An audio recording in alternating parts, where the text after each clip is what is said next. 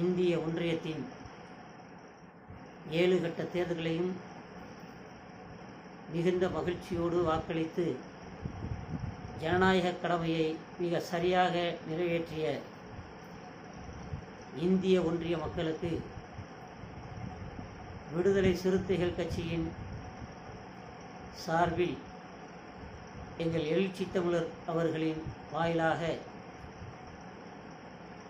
அனைத்து ஜனநாயக கடமைவாதிகளுக்கும் வாழ்த்துக்களையும் நன்றியையும் நம்முடைய தாய் செய்திகளின் வாயிலாக சிறப்போடு தெரிவித்துக் கொள்வதோடு நாளைய தினம் நம்முடைய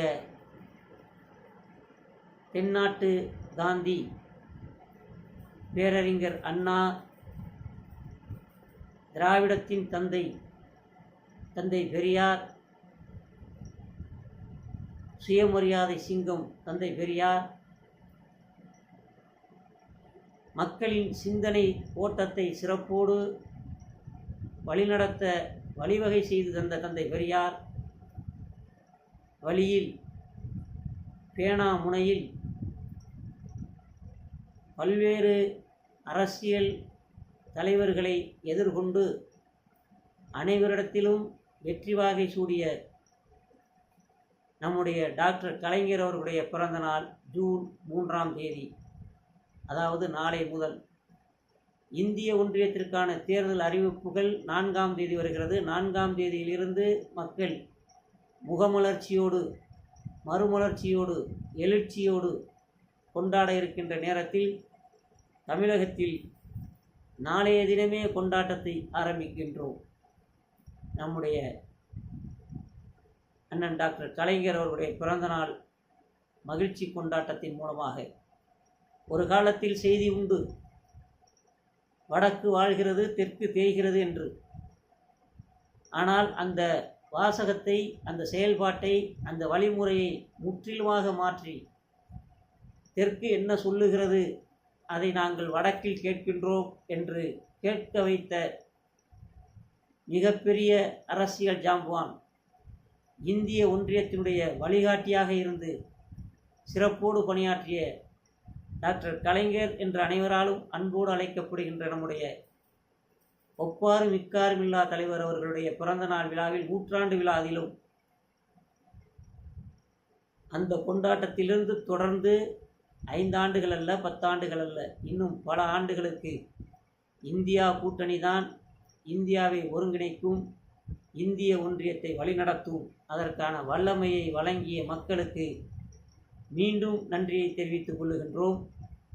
கருத்து கணிப்பு என்கின்ற பெயரில் பல்வேறு வகையான கருத்து திணிப்புகளை, அந்த கருத்து கணிப்புகளை பார்க்கும் பொழுதே உங்களுக்கு புரியும், எல்லாம் ஒரே மாதிரியாக ஒரே தொகையில் பங்கு வாங்கும் பொழுது கூட குறைச்சி வாங்கவில்லை, அனைவருக்கும் சமமாக கொடுத்த காரணத்தினால்தான் அந்த பங்குக்கு தன்னுடைய பங்களிப்பை சிறப்பாக செய்து கொண்டிருக்கிறார்கள்.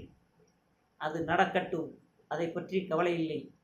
ஒரு பக்கம் இந்தியா கூட்டணியுடைய கட்சிகளை உடைக்க முடியுமா என்றும் யோசிக்கிறார்கள். அதுவும் இனி நடக்காது. 10 ஆண்டுகளாக இந்த மக்கள் பரிதவித்தது, மக்களுடைய வேதனை, அரசியல் கட்சிகளுடைய பல்வேறு வகையான இன்னல்கள், பல கட்சிகளை உடைத்த நிலை, இவைகளையெல்லாம் உணர்ந்துதான் இந்தியா கூட்டணியில் அனைவரும் தன்னை தியாகம் செய்யும் நோக்கத்தோடு தான் ஒவ்வொரு கட்சிகளும் இந்தியா கூட்டணியில் இணைந்திருக்கிறது. ஆக இனி உங்களிடத்திலே ஏமாறுவதற்கு எவரும் தயாராக இல்லை.